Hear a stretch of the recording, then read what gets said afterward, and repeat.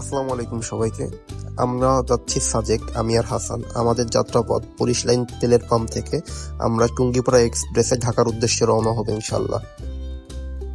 ঢাকায় আসার পরে আমরা দাঁড়ায় আছি সায়দাবাদ বাস টার্মিনালে। আমাদের পিছনে যেই বাসটি দেখতে পারতেছেন এটাই মূলত আমাদের খাগড়াছড়ি নিয়ে যাবে।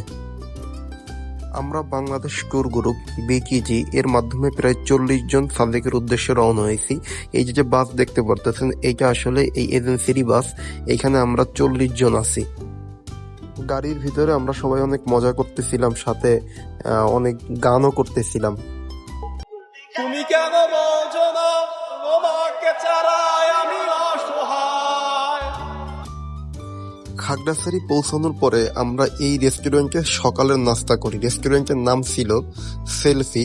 আমাদের সকালের মেনু ছিল ডিম খিচুড়ি। সকালে খাওয়া দাওয়া শেষে আমরা চাঁদের গাড়িতে উঠে গেলাম। চাঁদের গাড়িতে প্রথমে ছাদে উঠতে ভয় পাচ্ছিলাম, কিন্তু ভয়কে জয় করে উঠে গেলাম ছাদে। ছাদে ওঠার পরে খুবই ভয় লাগতেছিল, কিন্তু একটা সময় এই যে ভিউ, এই ভিউগুলো দেখার পরে আর কোনো ভয় কাজ করতেছিল না আমাদের ভিতরে। আসলে আনন্দ কোথায়? জীবনের আনন্দ খুঁজে পাইলেই তো আনন্দ খুঁজে পাওয়া যাবে না। আনন্দ খুঁজতে হলে চলে আসতে হবে পাহাড়ে, চলে যাইতে হবে সমুদ্রে, পরে চলে আসতে হবে সাজেকে। কি সুন্দর ভিউ রে, কোটি টাকার ভিউ।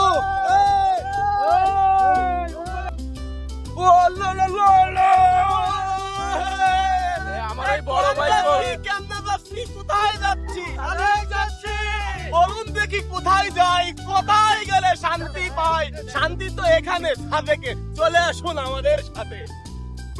তো আমি পাখির মতো উড়ে উড়ে বেড়াই সারাক্ষণ। এমন যদি হতো আমি পাখির মতো উড়ে উড়ে বেড়াই সারাক্ষণ। পাড়াই বন্ধুরে ক্লান্ত হব ঘুরে, ফিরব ঘরে কোথায় এমন ঘর। বৃক্ষতলে শুয়ে তোমার দুঃখ ছুঁয়ে, বৃক্ষতলে শুয়ে তোমার দুঃখ ছুঁয়ে, ঘুম আসে না, ঘুম স্বার্থপর। প্রায় 2-3 ঘন্টা চাঁদের গাড়িতে জার্নি করার পরে আমরা আমাদের নির্দিষ্ট গন্তব্যস্থলে পৌঁছায় গেছি, সাজেকে। এখন প্রস্তুতি নিচ্ছি সাজেকের মেইন পয়েন্টগুলোতে ঘুরে ঘুরে দেখার জন্য। আমাদের কটেজ থেকে আবারও চাঁদের গাড়িতে করে আমরা যাচ্ছি কংলাক পাহাড়ে। এখানে সব থেকে উঁচু পাহাড়। আশেপাশে ভিউটা দেখে চোখ জুড়িয়ে যাচ্ছে। আসলে আল্লাহর সৃষ্টি কত সুন্দর। আমরা যাচ্ছি কংলাক পাহাড়ের একদম উঁচু প্রান্তে, যেখানে ওঠার জন্য আমাদের প্রায় 20 মিনিট ট্রেকিং করা লাগবে। এই 20 মিনিট ট্রেকিং করতে আমাদের অনেক কষ্ট হয়েছিল, কিন্তু তাও এনজয় করতেছিলাম। পাহাড়ের উপর থেকে জাস্ট নিচের ভিউটা একটু দেখেন, মনে হচ্ছে কি এখানে কিছু একটা সাজায় রাখা হচ্ছে। মানে আল্লাহর সৃষ্টি এত সুন্দর, এটা না দেখলে কল্পনা করা আসলে আমাদের পক্ষে সম্ভব না। আল্লাহু আকবার, আল্লাহু আকবার, আল্লাহু আকবার, আল্লাহু আকবার। পাহাড়ের মানুষের জীবনযাপন দেখে আমি মাঝে মাঝে অবাক হয়ে যাই।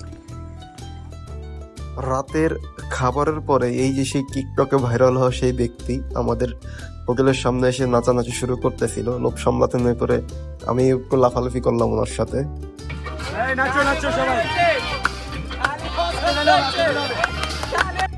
আসসালামু আলাইকুম। আসছি সাজেক, এটা হলো সাজেক হেলিপোর্ট। আপনারা আসলে এটা বলার মতো কিছু না, ঠিক আছে?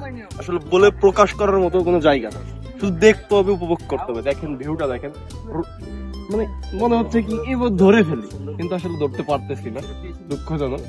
এই যে মানে কি বলবো, এই যে ভিউ, এই ভিউ আপনি কিভাবে কিনবেন, কেমনে কিনবেন? কোনো মাধ্যম আছে কিনার? কোনো মাধ্যম নাই। আপনার আসতে হবে, উপভোগ করতে হবে। আল্লাহর সৃষ্টি, আল্লাহর সৃষ্টি যে এত সুন্দর হইতে পারে। বলতেছিলাম যে আল্লাহর সৃষ্টি যে এত সুন্দর হতে পারে, আপনি এখানে না আসলে আপনি বুঝবেন না। সেই কবে ছিল উচ্ছ্বাস, কিছু সংখ্যায় ভরা চুম্বক ছিল বেকার ঘন নিঃশ্বাস, হাসি মুখে ফুয়ারা। এই অবেলায় ফোটা কাষ্ঠ নিয়তির মতো নির্ভুল, যেন আহত কোন যোদ্ধার বুকে বেঁচে থাকা এক মেঘপুরি যদি জাহাজের নাগরিক ঢেউ অপরাধ মেনে নিয়ে কেউ কেউ যদি সুক্কাটা হাতে বহুদূর তারপর অনেক আনন্দ উল্লাস করলাম, ছবি তুললাম, ভিডিও করলাম। এরপর আবার আমরা চলে যাচ্ছি খাগড়াছড়িতে। চাঁদের গাড়িতে আমরা খাগড়াছড়িতে যাচ্ছি আবারও।